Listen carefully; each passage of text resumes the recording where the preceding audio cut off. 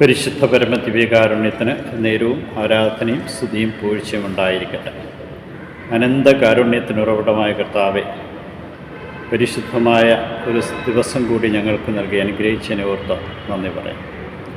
കർത്താവിൻ്റെ ദിവസം പരിശുദ്ധമായി ആചരിക്കണമെന്ന് സന്ദേശം സ്വീകരിച്ചുകൊണ്ട് ഇന്നേ ദിനം ആചരിക്കുവാൻ തന്ന കൃപയ്ക്ക് നന്ദി പറയാം.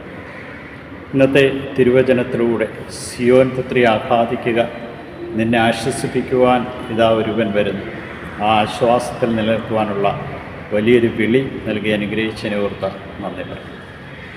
കർത്താവിൻ്റെ ജ്ഞാനസ്നാന തിരുനാൾ ആഘോഷിക്കുന്ന ദിനം ഞങ്ങൾ ഓരോരുത്തരും സുഹൃതം നിറഞ്ഞവരായി മാറുവാനായിട്ടുള്ള വലിയ സന്ദേശമാണ്. ഇവനെൻ്റെ പ്രിയപുത്രൻ, ഇവനെ ഞാൻ സംപ്രീതനായി.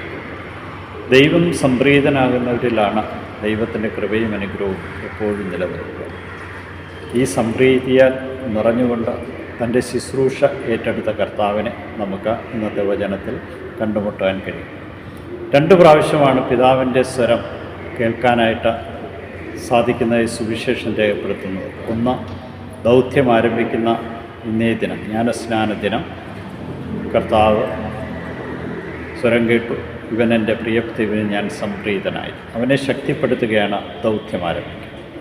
രണ്ടാമത്, അവൻ്റെ ദൗത്യം അവസാനിക്കുന്നതിന് മുമ്പായി താബോർ മലയിൽ പ്രാർത്ഥിക്കുന്ന യേശുവിനെ കാണുവാൻ കഴിയും.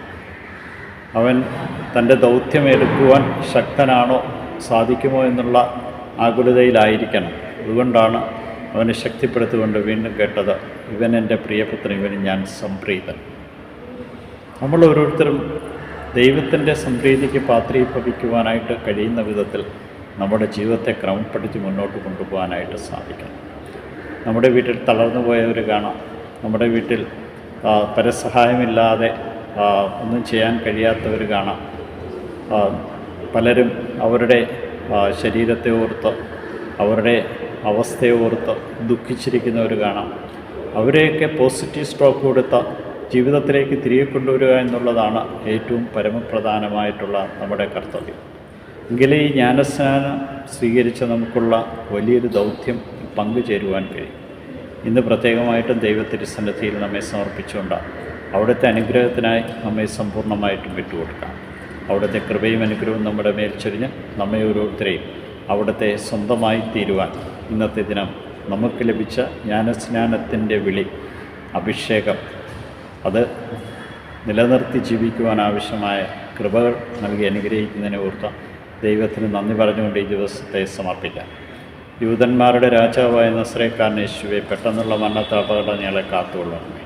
ഈ രാത്രിയിൽ സുഖമായ നിദ്ര നൽകണമേ. പാദത്തിലെഴുന്നേറ്റങ്ങെ മഹത്വപ്പെടുത്തുവാൻ ഞങ്ങളെ അനുഗ്രഹിക്കണം. ഈശോയെ നന്ദി, ഈശോയെ സ്തുതി, ഈശോയെ ആരാധന.